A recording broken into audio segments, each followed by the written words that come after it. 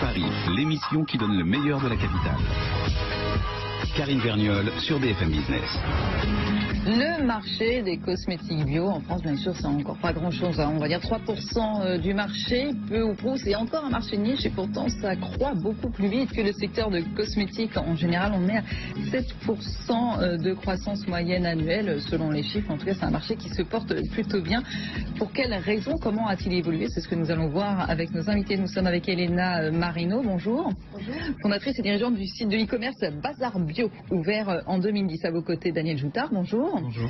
Fondateur de la marque Aigny Cosmétiques Bio aux plantes sacrées, lancée en 2010. Nous sommes 2006, pardonnez-moi. Katia Touré, bonjour. Bonjour. Directeur scientifique et technique du laboratoire Shigeta. Vous êtes ancien élève également de l'ICIPCA, grande école de parfumerie et cosmétique qui réfléchit grandement et justement qui est une filière désormais green. Philippe Larade, bonjour. Bonjour. Administrateur de Cosmébio. Cosmébio, c'est une association qui travaille sur un label, en tout cas qui détermine une charte pour délimiter un petit peu le cas de ces cosmétiques bio. C'est parce que effectivement, qui réunit 400 entreprises. Eh oui, parce que le bio, le naturel, on peut y mettre un petit peu tout ce qu'on veut. Par rapport aux chiffres que je viens de donner, c'est vrai qu'il y a une véritable évolution. Première question, Elena Marino, vous êtes ouvert en 2010, vous n'avez qu'une trentaine de marques, vous êtes assez sélective, mais qu'est-ce qui a changé en 7 ans, c'est-à-dire en moins de 10 ans, sur les propositions et sur ce que vous pouvez offrir? Ça devient plus luxe et plus glamour, les cosmétiques bio, c'est ça? C'est exactement ça.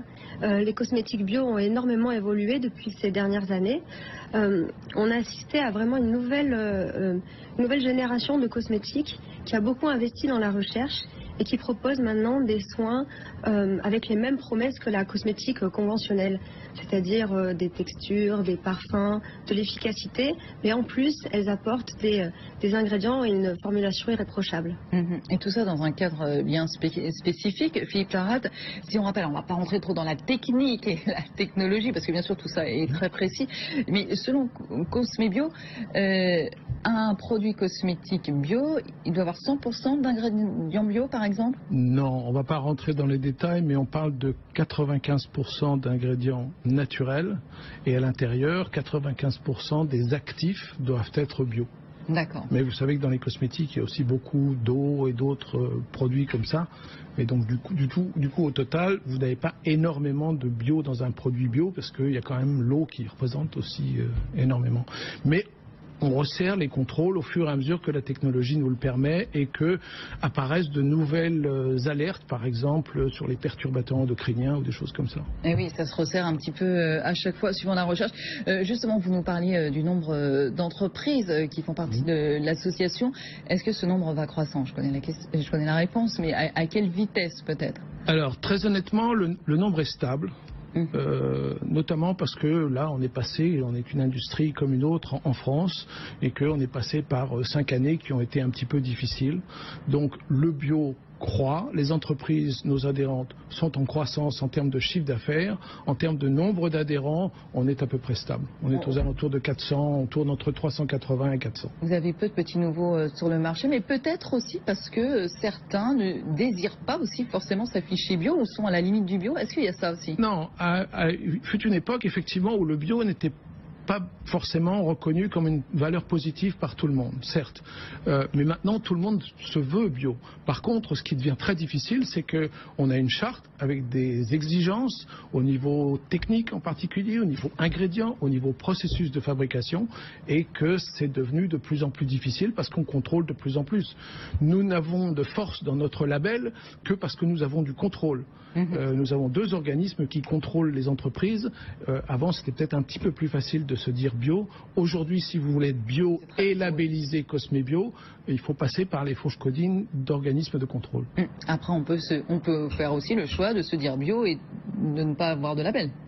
Tout à fait. Simplement, regardez toutes les communications et en général, ça rassure énormément le consommateur si vous êtes labellisé. Évidemment. Aigny, Daniel Joutard, créé en 2010 autour des plantes 2006, j'ai dit encore une bêtise, autour des plantes sacrées que vous êtes allé découvrir. On sent que derrière les cosmétiques bio, il y a aussi un ingrédient. Souvent, ou en tout cas un matériau, je sais pas, une matière de départ. C'est ça aussi l'idée? En fait, la cosmétique est à la fois une histoire, une sensorialité et une efficacité. Et finalement, en fait, l'ingrédient peut nous permettre d'atteindre cet objectif-là. Ça peut être à la fois la plante rare d'exception qu'on va, comme nous, trouver dans les Andes ou en Amazonie. Ça peut être aussi une manière différente de valoriser aussi également des plantes connues. Nous, on a fait le choix d'aller trouver des plantes dans les endroits qui sont les plus biodiverses au monde, qui sont les forêts tropicales humides du Pérou. Et c'est quelque chose qui est passionnant parce qu'on travaille avec les spécialistes de la nature qui sont les chamans et les guérisseurs qui vont partager avec nous leurs connaissances et vont nous permettre de transformer une histoire magique en une histoire véritablement scientifique. Et du coup, quelles sont les vertus de ces plantes sacrées? Vous en avez beaucoup, elles intéressent d'ailleurs tout le monde, à la fois les grands laboratoires qui voient aussi des sources d'inspiration et d'innovation. Nous, en ce qui nous concerne, on travaille avec des plantes qui ont souvent des caractéristiques assez extrêmes parce qu'elles évoluent dans des environnements extrêmes. On va travailler avec la plante connue la plus concentrée en caféine, qui n'est pas du tout commune, qui s'appelle la guayusa, qui est une plante utilisée par les guérisseurs pour justement prolonger leur cérémonie. Et ensuite, quand on voit ça, en cosmétique, la caféine, c'est des applications intéressantes pour le contour des yeux, pour l'amincissement. Et c'est tout notre travail de recherche de traduire cette magie en science. Alors, Katia Touré, c'est vrai que je disais avant l'émission un petit peu en souriant, mais il y a 15-20 ans, le souci des marques bio, des marques naturelles, on disait ok, ça a de super vertus, on nous l'a prouvé par A plus B grâce à ces actifs, a priori ça va pas nous abîmer la peau, mais ça sent pas hyper bon, la texture elle est pas terrible, justement peut-être parce qu'il y a beaucoup. Et c'est là aussi que ces 10 dernières années, à des filières comme celle de Lizipia, ça a énormément progressé. Oui, exactement. Moi, j'ai commencé ma carrière en 2010 en apprentissage, donc dans le master matières premières naturelles cosmétiques. Et au départ, effectivement, formuler des produits qui sont à la fois performants, agréables et que la consommatrice dirait qu'elle a vraiment éprouvé du plaisir à appliquer, c'était beaucoup plus difficile que maintenant. Là, j'ai vraiment vu l'évolution en 6 ans sur la technicité des ingrédients. On est vraiment capable de faire de belles choses qui maintenant rivalisent avec les marques de cosmétiques conventionnelles. À titre d'exemple, nous on est une marque japonaise. Donc Shigeta. Shigeta, c'est ça. Et on vend 95%, on produit en France, on vend 95% sur le marché japonais, qui est un marché très exigeant. C'est ce que j'allais dire, ça c'est comme les Coréens, on peut pas faire n'importe quoi. Voilà, c'est ça.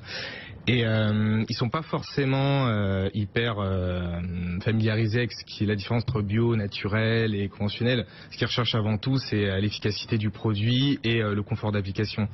Donc on avait eu notamment à développer une BB cream. Donc si vous savez, c'est une tendance qui vient d'Asie et donc c'est un produit qui est censé apporter du soin et à la fois une base de maquillage, voire un maquillage entier. Et tout ça couplé à l'application d'autres produits. Donc on pouvait pas sortir ce produit-là sans qu'il soit agréable à appliquer et sans qu'il soit performant. Et au départ on s'est dit ça va être hyper compliqué parce que les matières premières etc en bio ça va pas être évident et de fil en aiguille en formulant on est arrivé à sortir un produit qui techniquement est hyper innovant.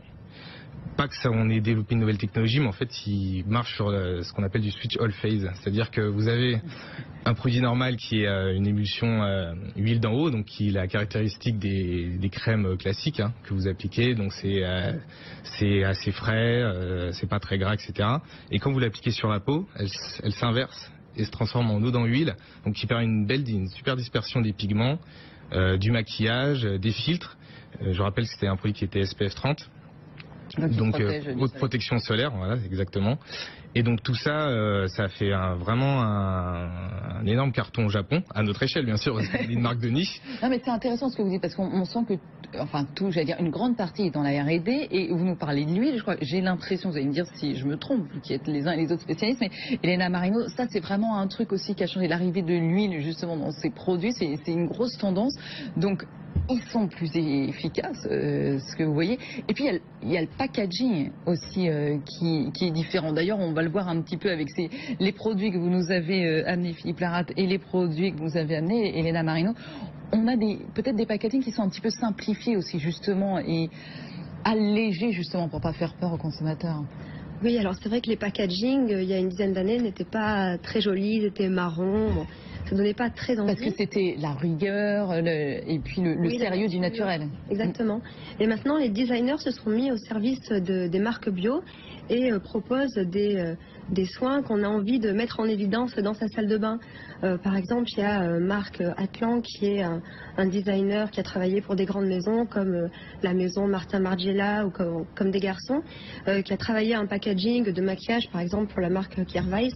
C'est un vrai petit bijou et voilà, on est fiers d'avoir ça dans son sac et en plus c'est rechargeable. Et c'est vrai que c'est aussi beau que dans les grandes marques de luxe, Chanel, Guerlain, etc. quoi. Exactement, c'est aussi beau et en plus le maquillage par exemple a fait beaucoup de progrès dans les textures, dans les couleurs et c'est un véritable soin plus qu'une simple couleur. Et là on voit aussi une petite bouteille Get Happy par exemple, ça veut dire ce que ça veut dire, enfin il y a des petites choses assez simples et en même temps quand je regarde ce que vous avez amené, on sent qu'il y a beaucoup de marques étrangères et quand on regarde aussi votre site sur Bazar Bio, Elena Marino, pas mal de marques étrangères. Qu'est-ce que ça signifie? Est-ce que ça signifie qu'ils sont plus en pointe?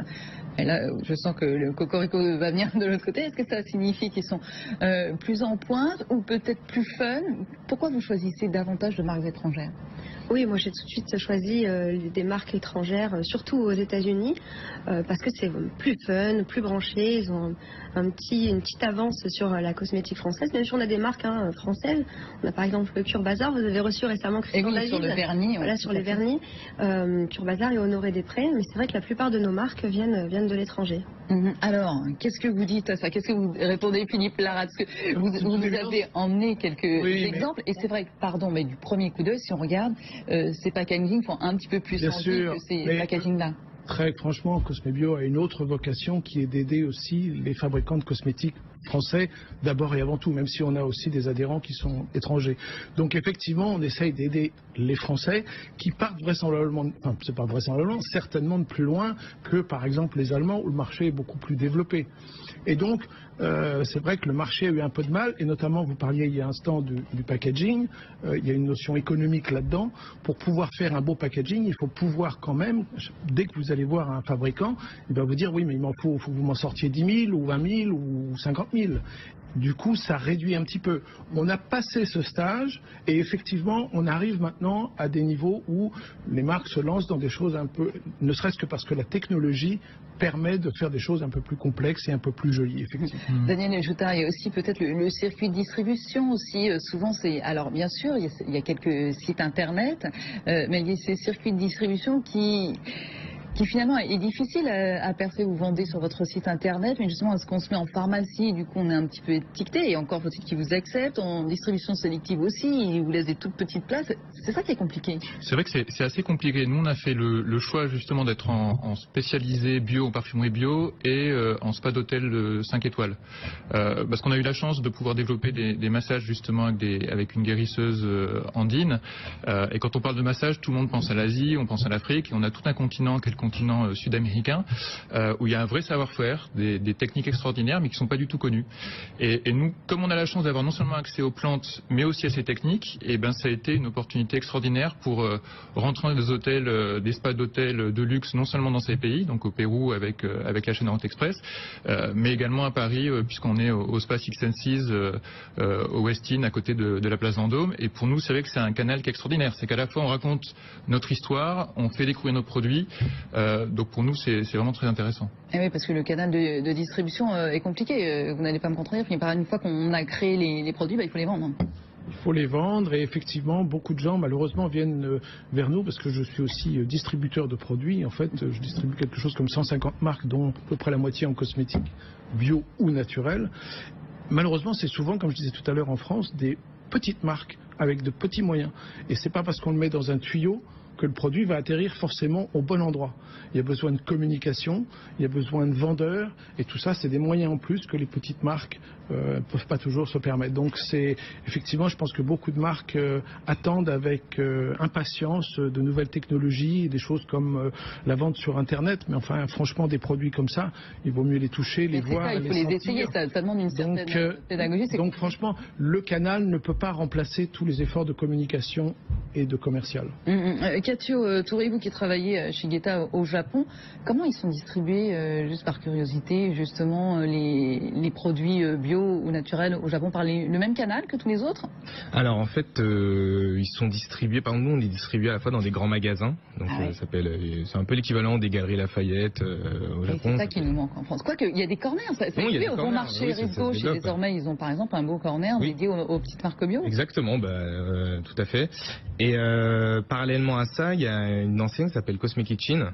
Donc ça regroupe des produits de cosmétiques, pas forcément bio au sens où on l'entend en Europe, mais qui regroupent vraiment des produits qui revendiquent beaucoup de naturalité, qui se développent énormément. Et eux, ils ont ouvert, ils ont prévu d'ouvrir 50 magasins là c'est en plein essor aussi. Exactement là.